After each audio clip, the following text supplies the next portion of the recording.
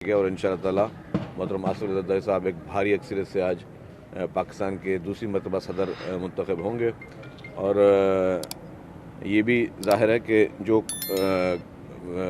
मोहतरम आसिफ अली ज़रदारी साहब ने जब लास्ट टाइम प्रेसिडेंट थे, जो मुल्क में तारीख़ी डेमोक्रेटिक उन्होंने तब्दीलियाँ लेके आए, जिसमें उन्होंने अपने इख्तियारात को जो है वो पार्लियामेंट को मुंतकिल किया। ये भी पाकिस्तान की तारीख़ में पहली मरतबा था कि कोई भी शख्स जो है वो अपने इख्तियार किसी को मुंतकिल करे। पाकिस्तान में हमेशा अनफॉर्चुनेटली ताकत की लड़ाइयाँ रही हैं, पावर कॉरिडोर्स में लड़ाइयाँ रही हैं, लेकिन उसके बरक्स ये फ़र्स्ट टाइम था कि उन्होंने अपने इख्तियारात को पार्लियामेंट को मुंतकिल किया और पार्लियामेंट को मजबूत से मजबूत तर बनाया।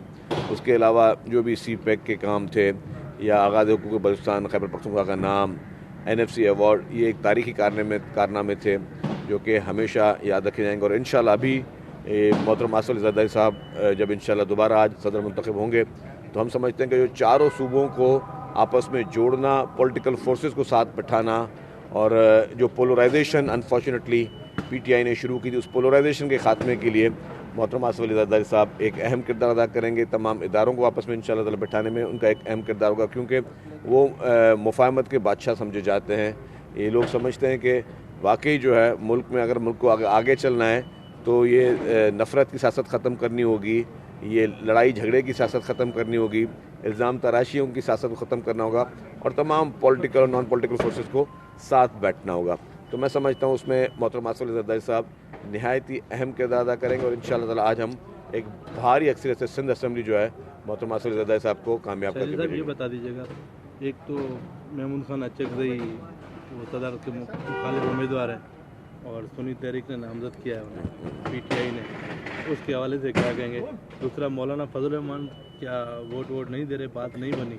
हाँ, कल जो बात सामने आई कि मौलाना साहब जो शायद वो पार्टिसिपेट नहीं कर रहे इलेक्शन में, लेकिन जहाँ तक महमूद खान अचकज़ई साहब की बात है, मेरे लिए तो काबिल एहतराम है अचकज़ई साहब, लेकिन मुझे अफसोस था कि जब कंटेनर पे खड़े होके PTI के सरबराह ने जिस तरह उनकी नकलें उतारी थीं और उनके लिए जिस तरीके के कलमात पड़े थे, तो उस वक्त तो PTI को महमूद खान अचकज़ई साहब बुरे लगते थे। महमूद खान अचकज़ई साहब की एक तकरीर असम्बली में जिसमें उन्होंने मुल्क के इदारों को भी बुरा भला बोला, सब कुछ, उसके बाद तहरीक इंसाफ की तरफ से वही उम्मीदवार सामने आना, तो उससे तहरीक इंसाफ जो आजकल सुन्नी इत्तेहाद काउंसिल है उसके जहन की अक्कासी होती है कि उनका क्राइटेरिया क्या है। वो उनके पास क्राइटेरिया किस तरीके का कि जो भी हुकूमत के ख़िलाफ़, मुल्क के ख़िलाफ़ बातें करे तो उसको जो है वो आपका फेवरेट कैंडिडेट है, और जो है वो पाकिस्तान को जोड़ने की बात करे उसके साथ आपने चलना नहीं है। तो मेरे ख्याल से ये सियासत जो है, ये तर्ज़ सियासत चेंज करनी पड़ेगी।